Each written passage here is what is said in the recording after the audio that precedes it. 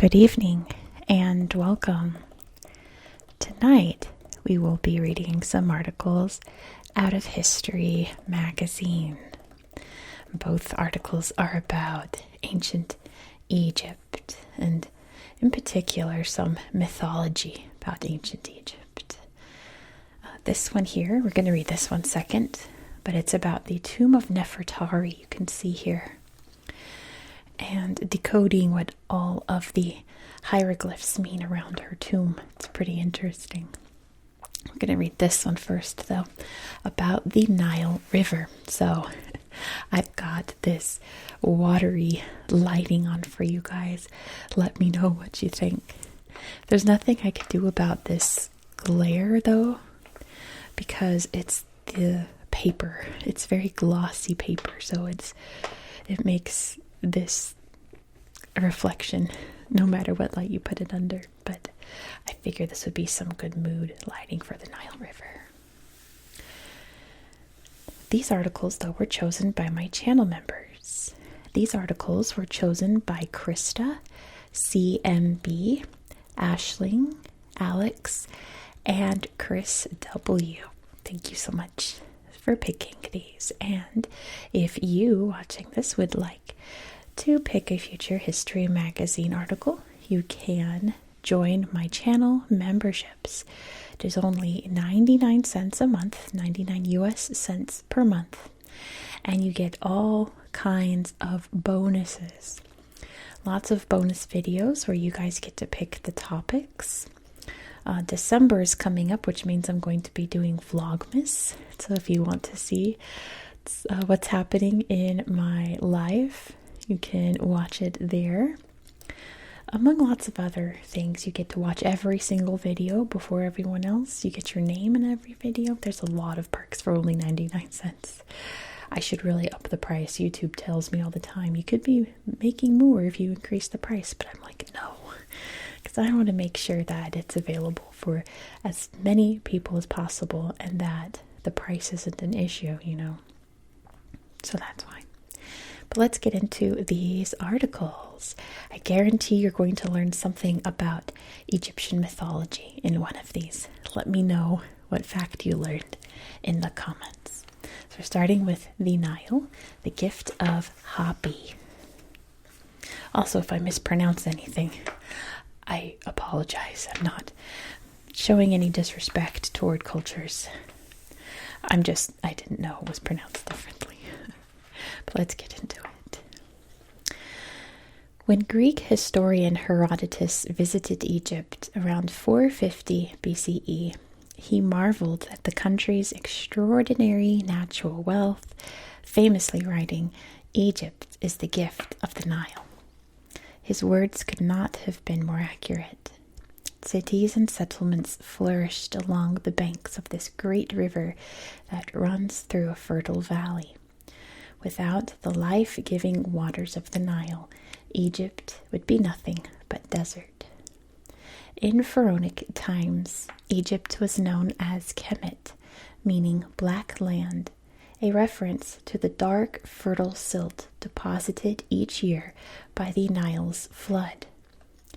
This natural fertilizer nourished the land and made it possible to grow crops, supporting a dense population and prosperous cities. The flood was an annual summertime occurrence, an event both anxiously awaited and deeply revered.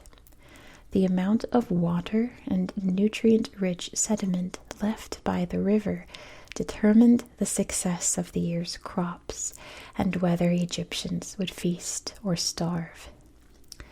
Lacking a scientific explanation for the phenomenon, the ancient Egyptians turned to mythology to explain it.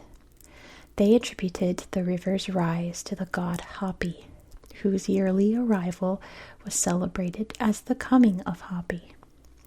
Over time, Hapy became the divine embodiment of the Nile's yield and a symbol of fertility, prosperity, and life itself.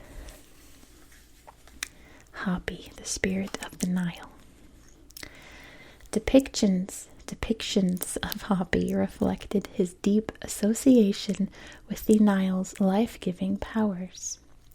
He was shown bearing both male and female traits, a braided beard, prominent breasts, and a rounded belly, the latter two symbolizing nourishment and abundance. His skin was often blue or green, alluding to the colors of the Nile's water and vegetation. Hapy was commonly portrayed kneeling, holding a tray full of offerings, fruits, grains, fish, and other harvests made possible by the flood. Sometimes he could be seen carrying a notched palm branch, a symbol of time and eternity also linked to the god Hay, who personified infinity. Most distinctively, Hapy wore a headdress featuring Egypt's heraldic plants, the lotus or lily, and the papyrus, symbolizing his dominion over Upper and Lower Egypt, respectively. Duality played a central role in ancient Egyptian beliefs, and Hapy embodied this concept. He was often divided into twin divinities, Hapmet, the god of the northern Nile, wearing a papyrus linked to Lower Egypt and consort of the cobra goddess Wadjet, and Hapareset of the southern Nile, wearing a lotus associated with Upper Egypt and the vulture goddess Nekhbet. Hapy could also be shown with two geese or holding two vessels, symbols of the river's twin tributaries and the political unity of the two lands. Let's wait for this airplane to go by. I took my sweater off during that little break. I've got my heated blanket on my back. Also, I should have said real quick, thank you for all the well wishes about my back. I have scoliosis in my lower spine and it flared up real bad last week. So it's still very painful, but I'm getting better. So thank you for all the well wishes, but let's get back to Egypt. Vulture goddess Nekhbet. Two geese are holding two vessels. Yes, the twin tributaries. As the god of the flood, Hapy presided over the Akhet season, when the Nile overflowed and spread its gifts across the land. This annual renewal was beautifully captured in the Hymn to Hapy, an anonymous work composed during the Middle Kingdom, which praised the god's benevolent force. When he rises, then the land is in joy, then every belly is glad. A god without temples. Despite being hailed as the father of the gods, there's no evidence that Hapy had any temples dedicated solely to him. Instead, he was worshipped in sacred stretches of the river, particularly where its flow was turbulent, such as Jebel el-Sisila, north of Aswan. Here, offerings were tossed into the rising waters annually. Yet the flood was not without risks. An overly powerful inundation could wipe out villages. A weak one might trigger drought and famine. The hymn to Hapy also revealed these perils. When he delays, then noses are blocked, everyone is orphaned, 1,000,000 men perish among mankind. The stakes were high, and appeasing Hapy was an important duty. Egyptian kings often emphasized their role in gaining his favor in their texts, such as the instructions of Amenemhet, written for the pharaoh's son. Hapy gave me honor on every field, so that none hungered during my years, none thirsted therein. A mystical source. Ancient Egyptians believed Hapy's dwelling was located at the Nile's mysterious source, thought to be hidden in Upper Egypt. Ancient texts indicate that the river rose between two mythical mountains, Kur-Hapy, the cave of Hapy, and Mu-Hapy, the water of Hapy, near the islands of Philae and Elephantine. In the 2nd century CE, Ptolemy, a geographer from Roman Alexandria, suggested that the Nile's source lay far to the south in two large lakes situated near the Lunae Montes, or Mountains of the Moon, a mythical range he placed in Central Africa. These lakes, he believed, fed the Nile through a series of tributaries. Although Ptolemy's maps were based on hearsay from merchants, travelers, and other geographers, he came surprisingly close. The Mountains of the Moon may correspond to the Ruwenzori Mountains, located between modern-day Uganda and the Democratic Republic of the Congo, near Lake Edward and Lake Albert. In reality, the Nile has multiple sources, including 3 main tributaries: the Blue Nile, the White Nile, and the Atbara. Yet Ptolemy's ideas remained prevalent for thousands of years. Another widespread belief was that Hapy dwelled in a cave near the first cataract at Aswan, from where he poured out the waters of the Nun, the primeval ocean, thereby causing the annual flood. The first cataract is where the Nile's floodwaters emerge and spill over granite boulders, marking the natural border between Egypt and Nubia. This legendary cave, sometimes called the Cave of Hapy, was believed to lie beneath or near Elephantine Island, a site long associated with the river's divine source. Ancient texts and inscriptions describe the cave as the mystical wellspring of the Nile's floodwaters. The famine stela carved on nearby Sahel Island during the Ptolemaic period reads, "It is the house of sleep of Hapy. He brings the flood. Bounding up he copulates, as man copulates with woman."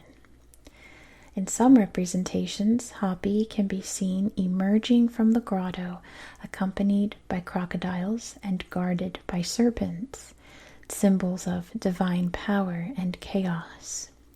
A relief from the Gate of Hadrian at the Temple of Isis shows Hapy in a cave protected by a serpent. Pharaohs and the power of the flood. Maintaining the delicate balance of nature fell to the pharaoh, seen as the guarantor of Maat, the Egyptian concept of cosmic order, justice, and harmony. Pharaoh Djoser, featured in the famine stela, expresses deep anguish during a 7-year drought. "I was in mourning on my throne. Those of the palace were in grief. My heart was in great affliction, because Hapy had failed to come in time in a period of 7 years. Grain was scant, kernels were dried up, scarce was every kind of food." On the sides of many thrones, instead of the usual dynastic gods Horus and Set, 2 figures of Hapy can be seen raising the lotus and papyrus plants.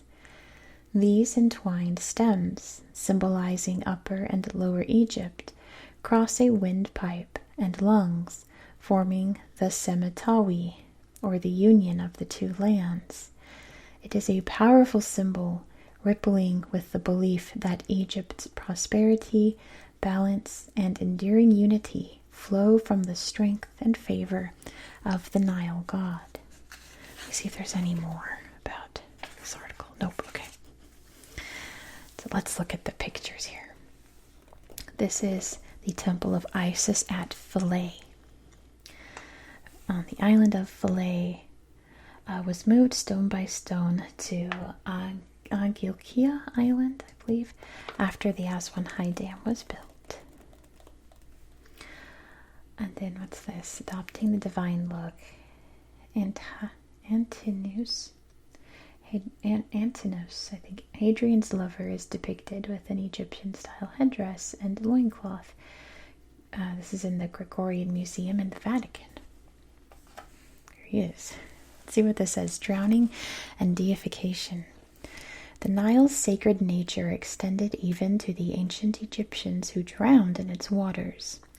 According to one of the founding myths of pharaonic Egypt, the god Osiris met his death when he was cast into the Nile by his jealous brother Set, only to be reborn in the afterlife as ruler of the dead. As a result, drowning in the Nile was not seen as a tragic end, but as a form of divine passage. Those who perished in the river were often associated with Osiris and venerated as deified beings. A famous example is Antinous. I have no idea. The young lover of Roman Emperor Hadrian, who drowned during their voyage in Egypt in the year 130. Grief-stricken, Hadrian declared Antinous a god, commissioned statues of him as a divine figure, and founded a new city, Antinopolis, near the site of his death. I remember him now. There was some place I was covering in Turkey, and I've covered so many places in Turkey, I can't even tell you which one this was, but this guy was from that town, and it was mentioned a lot. I don't think I mentioned it in my history of that place, because I was like, that's a weird fact. But I remember reading about him. Poor guy, drowning in the Nile. That's no fun. Divine River. You can see the beautiful river here. I hope the lights make it look like it's moving.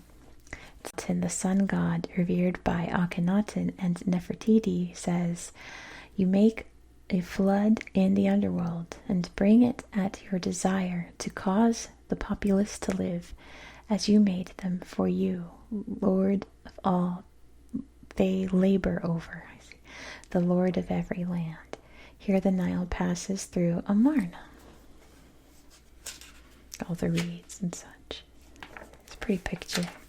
So is this. Goodness. Near the cataracts. One legend traces Hapy's origins to a cavern near the first cataract of the Nile, Aswan's Elephantine Island, which is over here. It's near that cataract. And then we have an old-timey map here of the Nile. This map of the Nile River is a medieval recreation based on the writings of Ptolemy's Geography, circa 150 CE. So yeah, there's the mountains of the moon. See the river flowing into two lakes there, creating one big, yeah, it's not that far off, right? That would be Lake Tana right there. Then flowing the White Nile, right? The White Nile comes from Ethiopia, and the Blue Nile comes from Central Africa, or it's the other way around, but I think that's right. Flowing up past Khartoum and creating the Nile River, and there's the delta. That's pretty cool map. I like that. Ethiopia, sub-Egyptus. Very cool. And then look at the Red Sea and everything. That's neat. There's a big cup here. It says Blue Lily Faience Cup from the 22nd Dynasty. And this is at the State Museums in Berlin. It's pretty. Let's look at this diagram here. Hapy, a prosperous and provincial god. The plump figure of Hapy, you can see here, like they were describing, he's kneeling. He's got the plump belly, protruding breasts, and holding stuff with the male beard, right? Was often depicted wearing the standard of a particular name or province of Egypt on his head. In this photograph of the outer wall of the Red Chapel of Queen Hatshepsut at Karnak, the standard consists of a falcon and a feather. Number 2. Oh, up there. I see. It's on top of, literally on top of his head. A falcon and a feather. The symbol of the throne of Edfu, a city whose namesake temple was known as the Throne of Horus. Hapy holds a tray bearing 2 libation jars and the was scepter, a symbol of divine power. 2 ankhs down here, 1, 2. which are hieroglyphs denoting life, hang from his arm, alluding to the flood's life-giving powers. Here looks like a double Hapy. The Temple of Luxor contains several colossal statues of Ramses II seated on his throne. Hapy appears twice, with one of Egypt's two heraldic plants on the head. The lily up here, it's kind of hard to see, but it's right there. The symbol of Upper Egypt, which was in the south, and the papyrus right here. The emblem of Lower Egypt, which was in the north, and near the feet. See down here, you can see the lilies and papyrus. When the plant stems are wound around the hieroglyph for union, right here, altogether they resemble the hieroglyph for Semitawi, meaning union of the two lands, a symbol of a united Egypt. It's pretty neat. I've literally never heard of this god before reading this article. Have you? I haven't. Here is a cool photograph. Very old-timey, as you can tell. Look at this person swimming around in the Nile River. It says, until the completion of the Aswan High Dam in 1970, the waters of the Nile flooded the valley every year. The image at right shows a historic flood that hit Cairo in 1898. Look, there's someone way up high in this date palm. Yeah, look at that. This whole, I guess, orchard is totally flooded, but they all look very pleased about it. Harmful or healing waters. For the ancient Egyptians, the Nile's annual flood could be considered sacred or harmful. If the flooding was valuable, Egyptians would collect some of the flood water in jars, believing it had healing properties.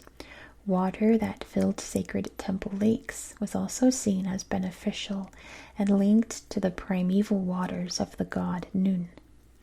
However, torrential rain was seen as harmful water sent by Set, the storm god and enemy of Osiris.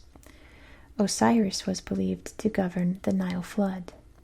Temple gargoyles, or decorative gutters, were built to drain the water and minimize its effects.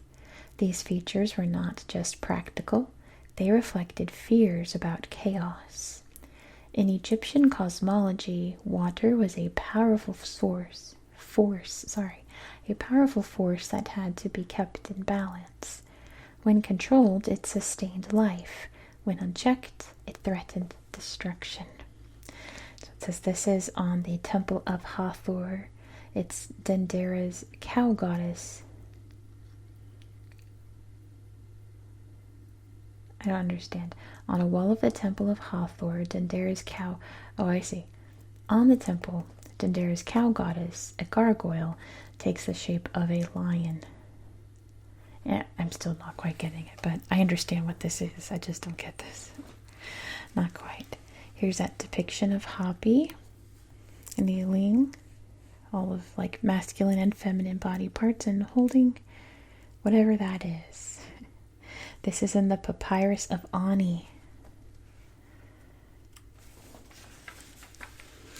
It's a beautiful aerial shot. The Nile, near Aswan, it says. And you can see where the fields end and the desert begins, especially over here. It's so distinct, especially if you look on Google Earth. It's just really neat to see how far this water extends out and then stops.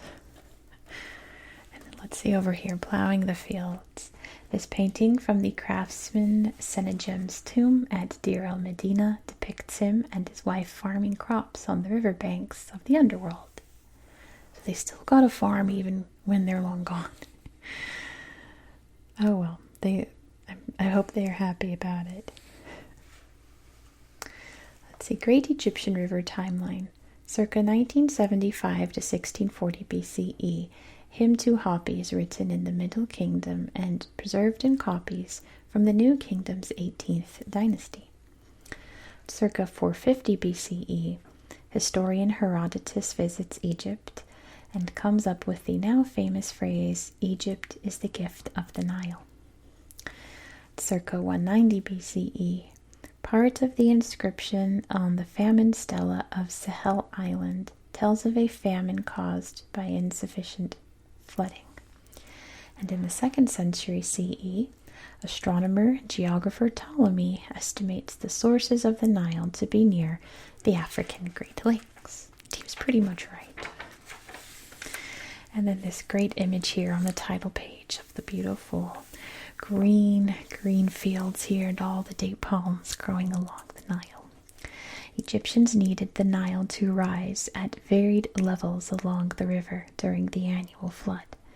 If the water was too low, some fields would remain dry. If it was too high, some villages could flood. This image shows the Nile as it passes through Amarna. Really neat. I thought that was a really cool article. I learned a lot from it. And I learned a lot from this one too. I've never really seen anyone break down what everything on the walls of tombs mean. It's pretty great. So let's see what's in Nefertari's tomb and learn a bit about her as well. Queen Nefertari, beloved of Mut, lived during the 19th dynasty, which was about the 13th century BCE, and was a great royal wife of Pharaoh Ramses II. She was most likely his favorite and the most powerful of them. Nefertari was showered with numerous honorific titles, including Great Royal Wife, Wife of God, Mother of Pharaoh, Hereditary Noblewoman, and Mistress of Upper and Lower Egypt. However, one title, She for Whom the Sun Shines, points to Ramses's special love for Nefertari. He built a magnificent tomb for her in the necropolis at the Valley of the Queens, or Taset Neferu, the place of the beauties, as the ancient Egyptians called it. The site is south of the Valley of the Kings, and the layout is characteristic of tombs from the time of the New Kingdom. It was excavated out of the rocky mountainside and is organized in a series of descending corridors and chambers leading to the deepest chamber where her sarcophagus was placed. Lavish decoration. Nefertari's tomb was looted in antiquity, but the few remaining goods hint at how luxurious the trousseau once was. The pieces of fabric, sandals, jewelry, fragments of statuettes, and boxes are of the highest quality. However, the real treasure is the beautifully executed and magnificently preserved painting on the tomb walls.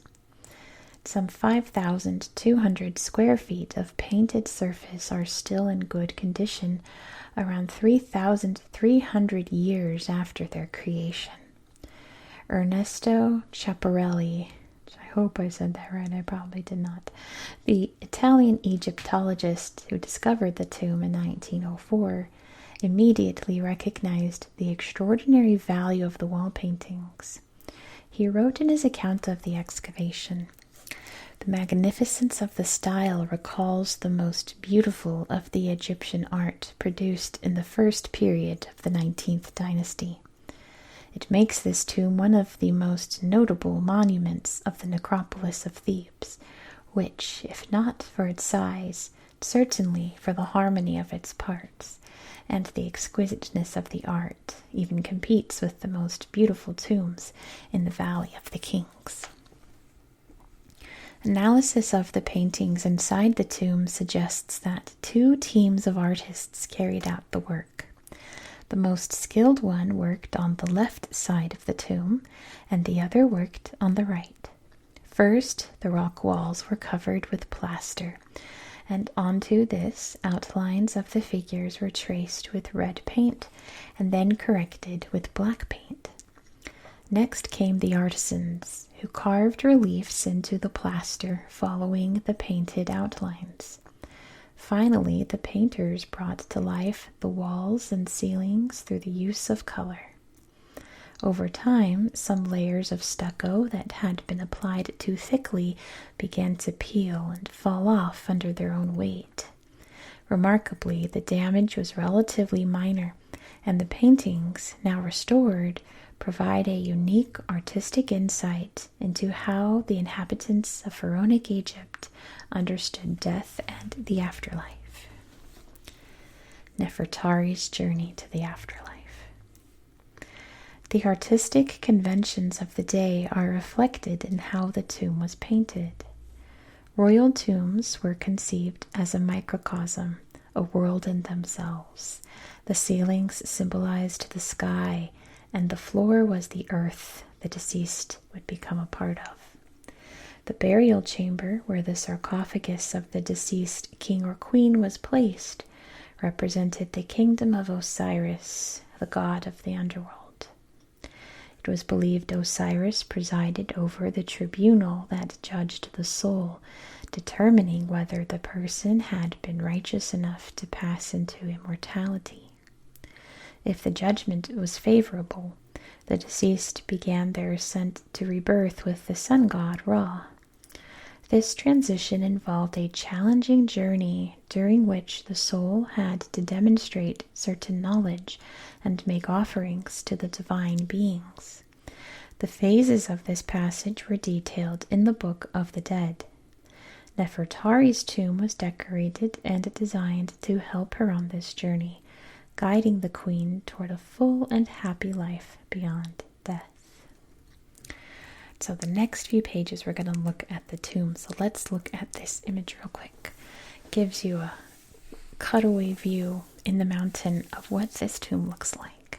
You can see the entrance right here, going down this way. So we're going to start in here. This is the actual burial chamber. You can see a bit of a sunken floor and the pillars there and all the artwork along the walls. Then there's a staircase up that comes into the antechamber here, and this room here we'll read about too, just off to the side. And then the first stairway goes right here up to the entrance. So let's start with number 1, the burial chamber, the underground world of Osiris. Nefertari's funeral ends with the transfer of her mummy to the burial chamber. This is symbolically the domain of Osiris, the god who embodies royal figures after death, while simultaneously judging whether or not they are fit to enjoy immortality. Images of Osiris decorate the 4 pillars that support the room. On each pillar, he appears in human form, which you can't really see because it's in the crease of the magazine, but it's right there. And in symbolic form, there, as the Jed symbol, you can see right there. The mummy of Nefertari is put inside a large pink granite sarcophagus, of which the lid, although broken, has been preserved. This sarcophagus is placed in the lower area of the room, which symbolizes the primordial earth, the origin of the world, and all that is in it. To undertake the journey that led to her rebirth and eternal life, Nefertari needed the protection of various divinities, also represented in the pillars of the chamber, the Canid god Anubis, and other protective goddesses such as Isis, who offers her an Ankh symbol. I think it'll be a better picture of that coming up. Images representing the first phase of the queen's journey to the afterlife appear on the side walls of the chamber. They depict the portals and caverns she had to navigate. You can see there. To be allowed through, she has had to demonstrate that she knows the names of the portals as guardians. The names are written out to help her. It's very handy. It says right here, this is a strange genie, you can see right here. Among the spirits on the walls of the chamber, this curious knife-wielding figure stands out. Some have identified it as a naked boy, others as an infant girl. There's side chambers here, it says. The adjoining rooms may have been used to store some of the queen's grave goods. Among the objects the looters didn't steal were various Ushabti statuettes, believed to magically come to life and work on behalf of the deceased in the fields of the afterlife. You can see the guardians here to see all the hieroglyphs. How cool is that? There's the guardians. It says, attendants armed with knives protect the portals of Osiris's kingdom. In the center is the lioness-headed guardian Kedher. So I wonder if that's on like this wall that was removed in this image so you can actually see. But this image is right here, right by the stairs, it says. Priests. Below, one of the two sem, or funerary priests, is dressed in leopard skin and wears a side braid indicating his youth. The priests received the queen and were in charge of the funeral rites. It's a neat outfit. You can see the leopard tail still on it. So yeah, there's another diagram here of what the tomb looks like in 3D. So we're down here. You can see the side chambers there. The pillars and the stairs leading down to where sarcophagus was kept. And now we're going to head up these stairs. You can see right here to the next room. First look at this. You know, at the end of this, I might turn off this water light so that you can actually see all the colors in this room, because it's pretty remarkable. It's so bright. You can't tell on this water light. Bright, big stars here. All up in the sky, right? You can see the symbolic Osiris there. And there's, oh, that's Isis handing her an ankh right there. Nefertari. The stairs leading up. Alright, room number 2, journeying toward day. So we're going to look at the staircase here. After completing her underworld tour, Nefertari ascended to the upper level via a stairway. It is a double staircase with one side for the descent and the other, which you see here, for the ascent of the dead queen's spirit. She proceeds to the final stages of her regeneration in the rooms closest to the entrance. The decoration on the walls of the stairway reflects the journey from beyond the grave. At the bottom appears the sister of Osiris, right here, Nephthys, kneeling over the hieroglyphic sign for gold, symbolizing the unalterable metal with which divine flesh, now including that of the deceased queen, was made. Above appears the Canid god Anubis, guarding the tomb. Above Anubis is the cartouche on which the queen's name is inscribed. Up here. It is protected by a great winged cobra, and to the right of this by the goddess Mat, who's in the crease right here. It's right here. Who also has her wings spread out. Next are the goddesses Nephthys and Isis, seated on thrones. Standing before them is a depiction of Nefertari, making offerings to Nephthys, Isis, and Mat as she requests their help in their ongoing journey. Yeah, I'm definitely turning off the water light when we're done reading so you can see all the colors on this page. Let's see all these little sections here. Two goddesses are depicted at the top of the staircase, guarded by the Canid god Anubis. So yeah, like this image here is along the wall here. Isn't that great? Truth and balance. Behind the goddesses Nephthys and Isis, seated on their thrones, is the winged goddess Mat, protecting the cartouche that bears the queen's name. Ma'at was a very important divinity in Egypt, embodying the order and justice needed for the earth and the cosmos to function correctly. To paying homage, there she is. During her journey, Nefertari presents the goddesses with vessels of wine, a drink linked to the annual flooding of the Nile because of the reddish sediments it carried, and with rejuvenation. The large offering table was laden with the food and drink that the deceased and the gods would need to live in the afterlife. She's like, I got wine for you guys. Hey, girls. Number 3, triumph over death. Now we are in the vestibule, which is this. It's kind of hard to describe. So they go up the stairs and then enter this little area here before this antechamber, this little corner, a little vestibule. Triumph over death. The stairway leads to a vestibule that Nefertari passes through to reach the adjoining room beyond the west wall.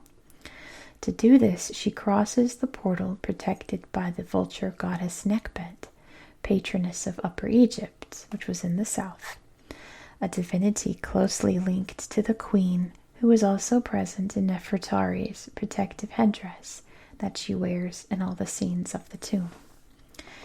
It is in the vestibule that the nocturnal journey transitions to the diurnal journey. Nefertari passes in front of Osiris, you can see him right here, who appears as the resurrected god and god of the dead. Then she is greeted by the goddesses Sekhet,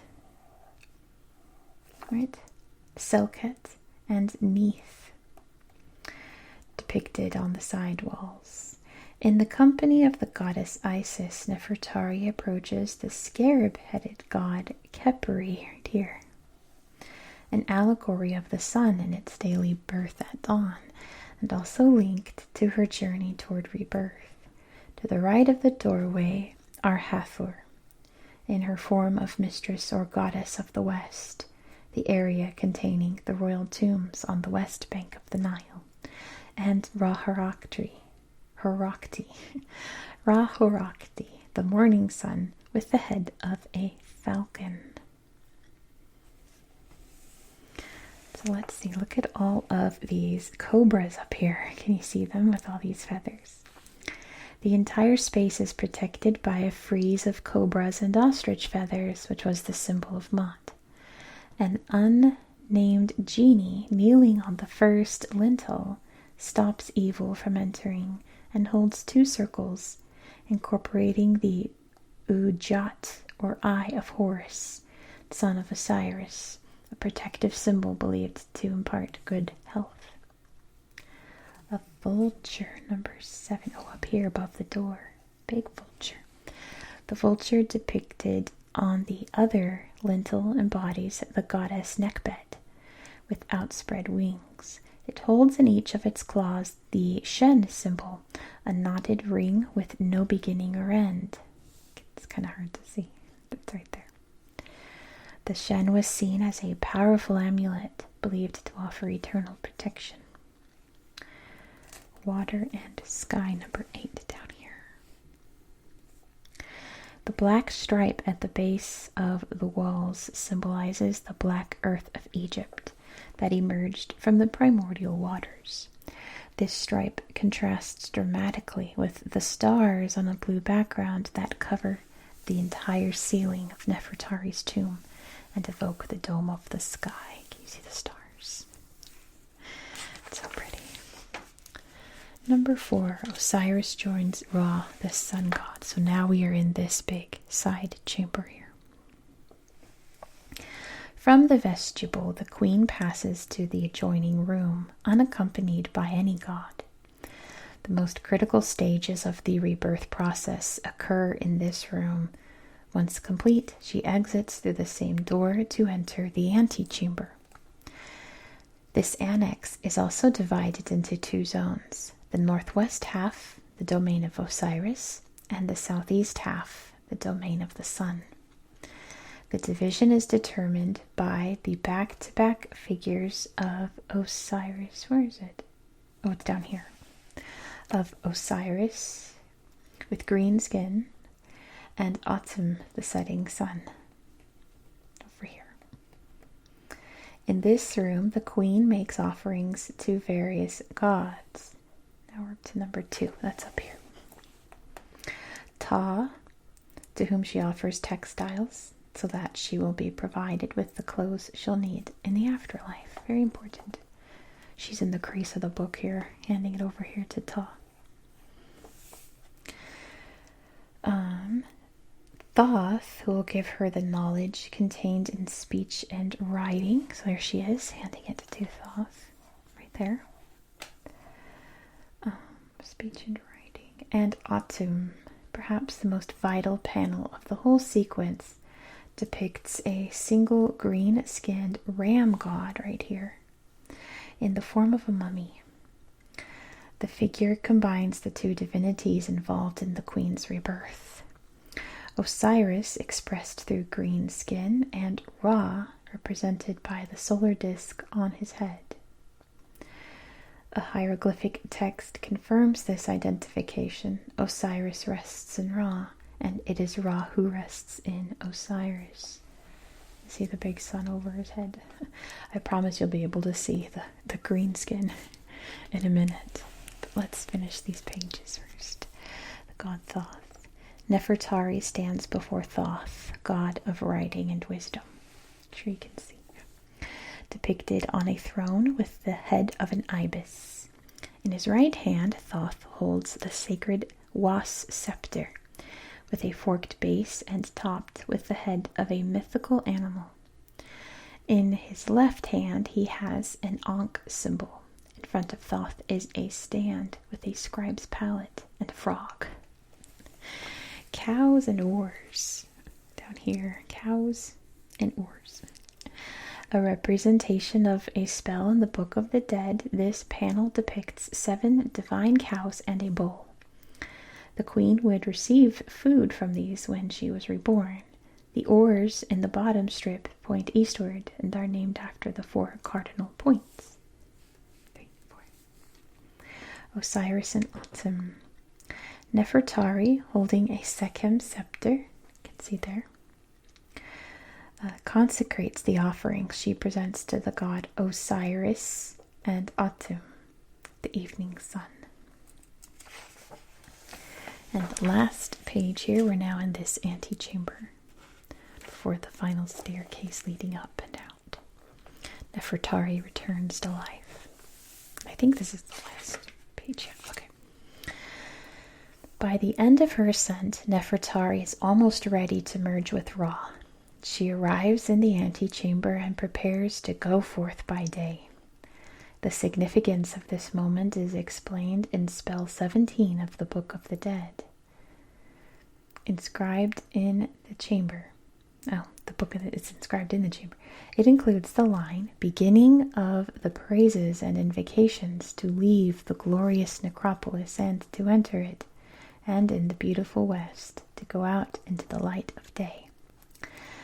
The painting shows the queen already reborn. Oh, up here. We'll look at this image down there because it's really small in this photograph.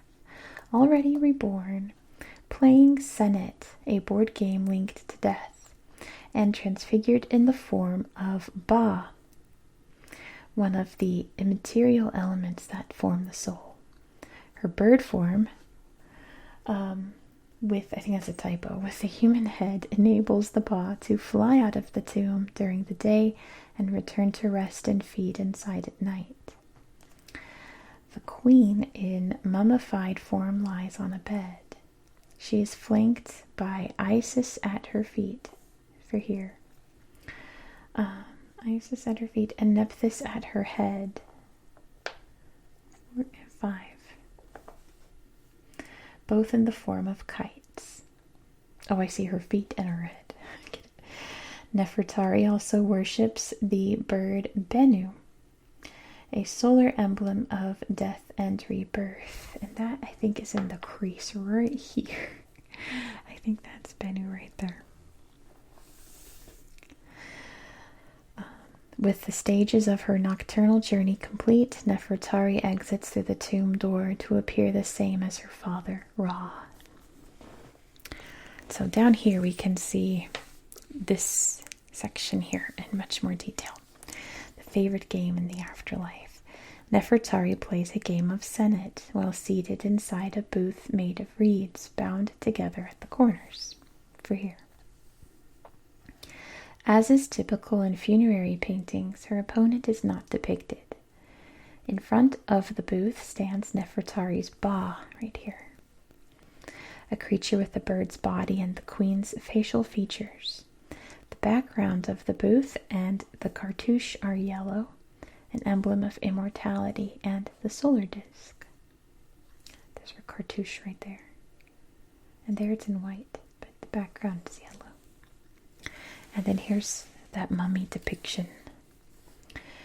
On the upper part of the wall is a depiction of Nefertari's mummy lying inert on a bed with lion's paws. See the lion's paws?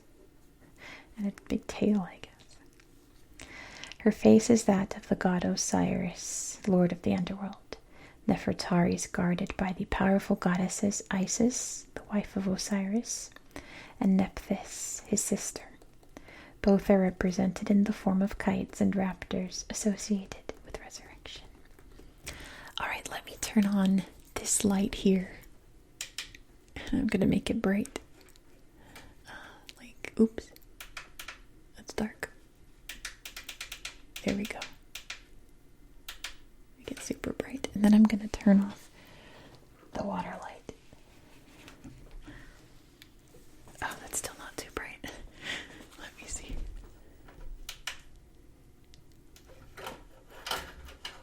One second. Get brighter. That's as bright as it gets. Okay. How about this? Let me very carefully move this light down. Like the sun rising. I hope you can still see it. I hope it's not too bright of a glare.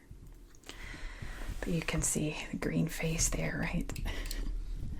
Much easier to see the colors now. Imagine it's the sun rising, like Nefertari rising back. See his green skin now. All these colors. And the stars. See, look how vivid. And then look at this. That's so great, isn't it? It's a completely different image under a different light. I hope you can see.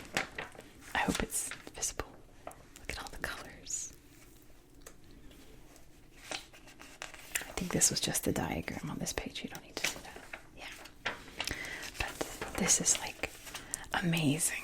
It's amazing to me that this room has sat under a mountain for thousands of years, just like this, just sitting, all beautiful and painted. Isn't that incredible? It's so neat. And look at all these colors.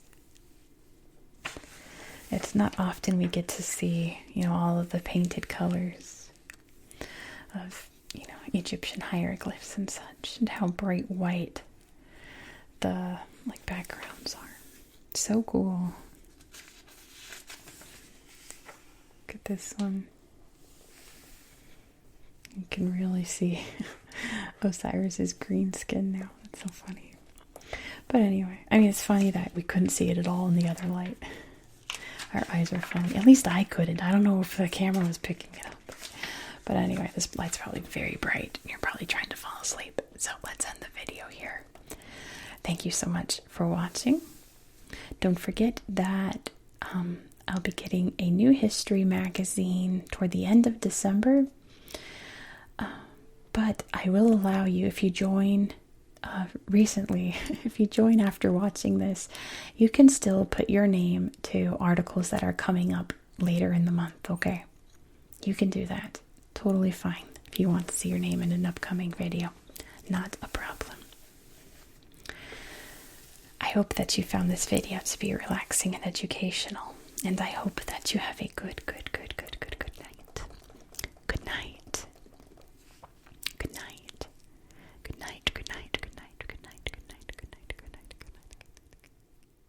And cut.